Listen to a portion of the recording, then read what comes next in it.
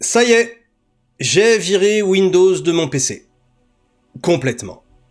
Ça m'aura pris 5 bonnes années. Alors je vous préviens tout de suite, ce n'est pas un guide pour passer à Linux. C'est juste mon histoire. Et si vous en avez marre de Windows, vous allez peut-être vous y retrouver. L'envie de me passer de Windows est arrivée au fil des mises à jour de Windows 10. Et Windows 11 a achevé le travail. Pourquoi ? Honnêtement, j'avais l'impression que ma machine ne m'appartenait plus. Déjà, dès l'installation ou d'une grosse mise à jour, on me forçait à créer un compte Microsoft dont je ne voulais pas. Ensuite, il fallait décider d'un niveau de télémétrie dont je ne voulais toujours pas. Mais alors le must, je crois que c'était vraiment l'obligation de choisir entre des niveaux de pub ciblés ou des pubs aléatoires mais toujours aussi nombreuses, pour citer le texte tel qu'il est écrit.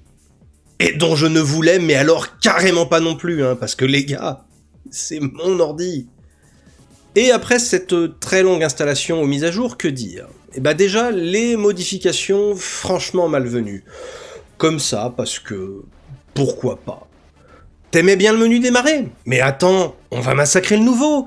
Tu voulais chercher un fichier en local sur ta machine ? Mais laisse donc Copilot retourner tout le web pour toi.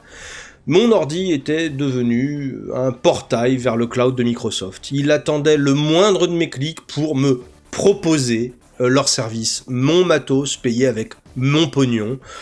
Bah, c'est un géant qui se fout royalement de mon existence, qui allait décider de ce que j'allais faire dessus et de comment j'allais le faire. Et donc, il y a 5 ans, j'ai commencé à essayer Linux. Et honnêtement, c'était pas brillant.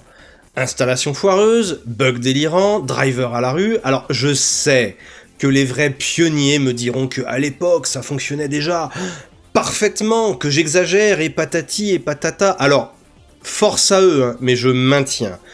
Un OS desktop qui présente des bugs juste en suivant l'installation, parce que c'est réellement ce que j'ai vécu, et bah non, c'est pas terrible.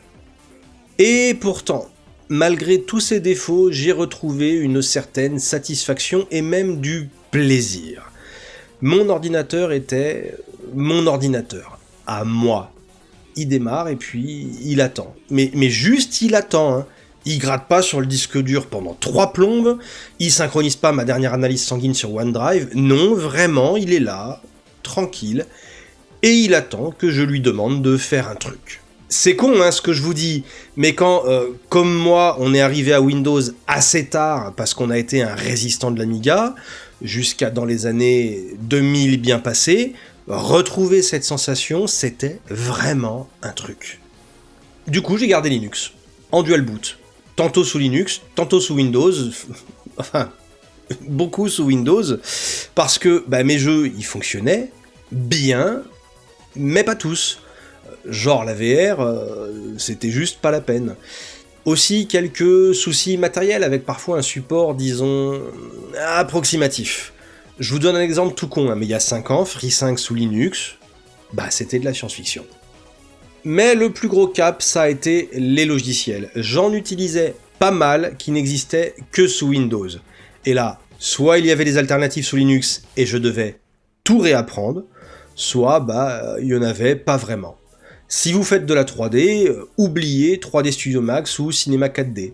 Mais il y a Blender, il est super puissant, il est très crédible, mais sa courbe d'apprentissage est délirante.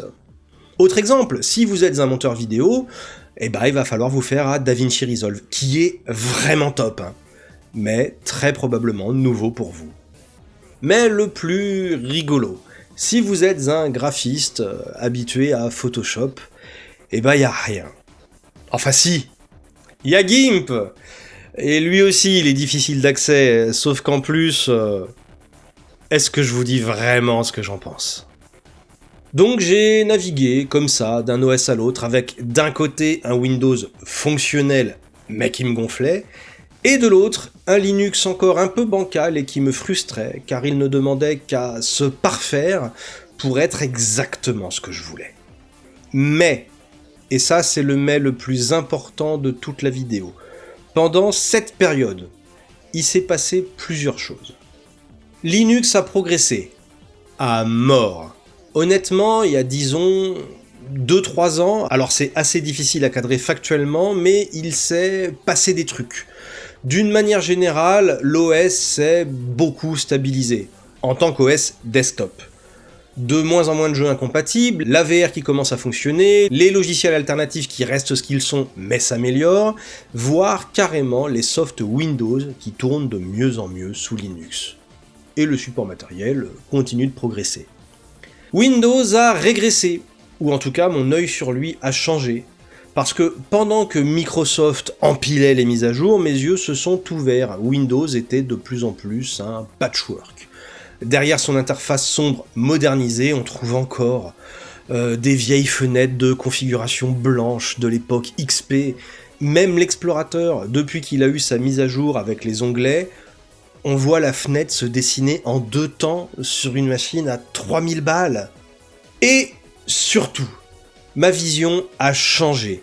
Et c'est peut-être le point le moins factuel, mais le plus indispensable pour passer à Linux.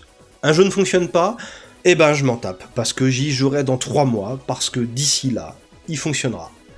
Un logiciel alternatif manque de puissance ? Tant pis, je fais avec, parce que en réalité, bah ouais, je peux. Je dois acheter un nouveau matériel ? Première question, est-ce qu'il fonctionne bien sous Linux ? Alors du coup, oui, c'est un petit pli à prendre, on ne peut plus forcément acheter la première imprimante qui nous plaît à Carrefour, parce que moi, perso, j'ai plus envie de passer 2 semaines à compiler un driver. Et oui, c'est pas une légende. Alors, est-ce que vous pouvez passer à Linux ? Je vous l'ai dit, cette vidéo n'est pas un guide pour bien débuter Linux. C'est un billet pour vous expliquer mon vécu. Et pourquoi je pense que oui, vous pouvez passer à Linux, mais il y a des conditions. Déjà, ce que je viens tout juste d'évoquer. Être capable d'adopter l'attitude d'une personne qui n'a pas besoin que le dernier jeu, le dernier logiciel ou le dernier matériel à la mode fonctionne clé en main le jour de sa sortie. Parce que ça, c'est mort. Pouvoir vivre avec les limites des logiciels alternatifs. Et en avoir la possibilité professionnelle. LibreOffice fait 95% du boulot de Microsoft Office. Mais ça peut poser problème en environnement professionnel. Vous investir, vous et votre temps. Clairement, certaines choses nécessitent de potasser la doc pour fonctionner. Par exemple, la VR fonctionne une fois que vous avez réussi à la faire marcher. C'est ingrat, mais pas uniquement. Parce que Linux a pour énorme avantage de ne pas ou peu exploser en plein vol. Le Linux que j'utilise aujourd'hui, c'est celui que j'ai installé il y a 5 ans. Alors, faire fonctionner certaines choses m'a pris des heures, voire des jours, mais je ne l'ai fait qu'une seule fois. Jamais vous n'aurez ce sentiment de « oulala, mais je vais devoir réinstaller là », comme sous Windows, où tout s'installe très vite, mais trop souvent, parce que quoi que vous fassiez, un bug vient d'apparaître et il subsiste. Il faut bien comprendre, et je pense que j'ai été clair, que je ne suis pas passé à Linux par idéologie. Je ne suis pas un militant Linux. En réalité, j'ai surtout voulu quitter Windows, et si ce dernier n'était pas devenu aussi mauvais, à tel point qu'aujourd'hui ce sont des administrations, voire des États entiers qui annoncent vouloir s'en défaire, je ne serais probablement pas là à vous parler de Linux. Mais en réalité, je suis vraiment content d'avoir pu le faire. Merci Microsoft. Si vous êtes encore là à ce stade de la vidéo, c'est que vous avez peut-être un profil comme le mien, et dans ce cas, vous pourriez être potentiellement intéressé par tout ce qui peut être fait entre les 4 murs de cette pièce. Je vous invite donc à me suivre dans le bureau des machines. Et à très bientôt.